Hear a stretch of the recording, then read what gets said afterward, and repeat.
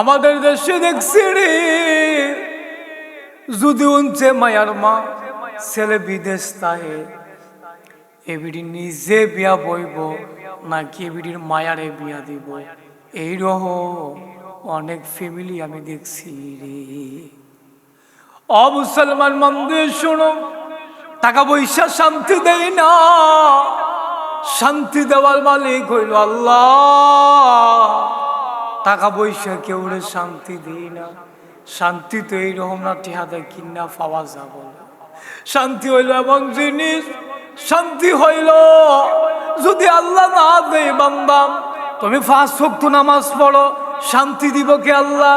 তুমি বান্দা হালাল ভাবে চলো, হালাল খাও, হারাম খাইবা না, শান্তি দিব আল্লাহ। তুমি যদি মনে করো বিদেশি ছেলে দেখলে দেখছি অনেক মহিলারা নিজে বিয়া বইব নাকি এবিডির জিরে বিয়া দিব, এইরকমও দেখছি।